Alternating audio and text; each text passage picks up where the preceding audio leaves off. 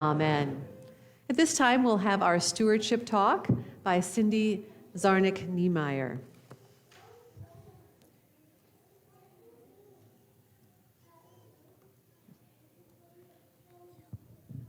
Good morning. Good morning. My name is Cindy Czarnik-Neimeyer. I grew up at this church. I went to confirmation with Terrell over there.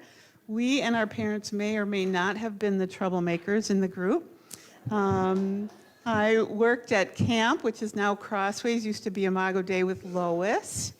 And Dawn and my grandparents lived across the street from each other, so we played together as little girls. The pastors, so if we could do the next slide, I have been here through all our pastors. So raise your hand if you were here. Anybody, Pastor Brethheim? Okay. How about Pastor Holton? Show of hands, yep. Pastor Knockelberg? Yep. And then Pastors McQuistion and Pastor Dene. Yeah, great.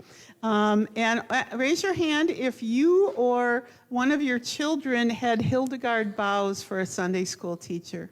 A couple people. My kids all had her. Here's one of the things that she showed us, and my foster daughter Kaylee's going to help us.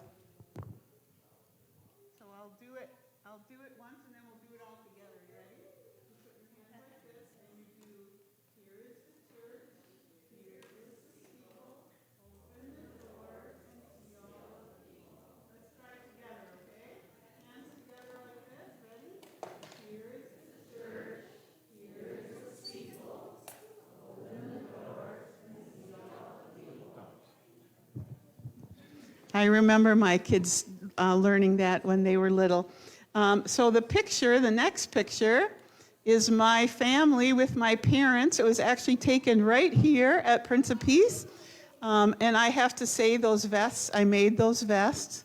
They're reversible. This is Christmas, and then you turn them inside out, and they were Valentine's Day. I know, I was very proud of those vests. Yep. So if you look at this picture, my husband Jake in the upper left, he's the interim pastor at Zion in Appleton right now. I have up there my children. Two of those children are right now in seminary. One is at one went through Pacific Lutheran, PLTS, and one is at Luther. One considers herself queer, which means she's married to a transgender person named Eli, who's a fabulous human being.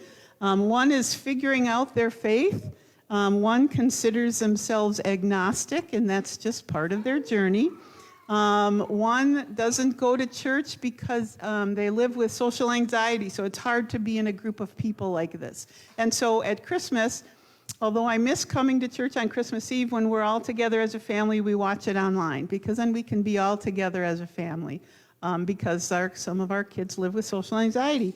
There's a couple up there who live with depression. My grandfather died of alcoholism, and so he struggled with depression, and genetically, so I had a grandfather who lived with depression and alcoholism, and then their dad has a father who died of alcoholism and lived with anxiety. So genetically, our kids won the jackpot. They got depression and anxiety on one side, and and alcoholism and anxiety on one side, alcohol and depression on the other. Thankfully, we've talked about it since they were little, and it's something that they're really, they feel very accepted. And then we have Kaylee, our foster daughter, who's been here since she was 3 years old.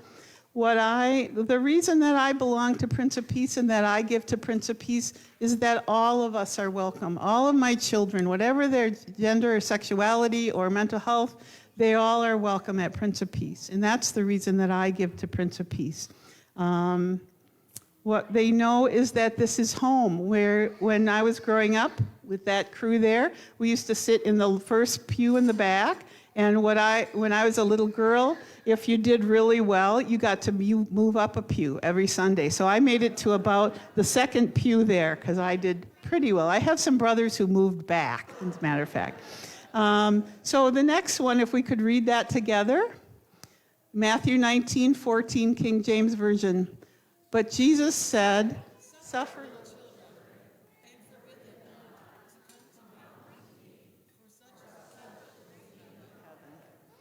So all are welcome here. And we'll do one more.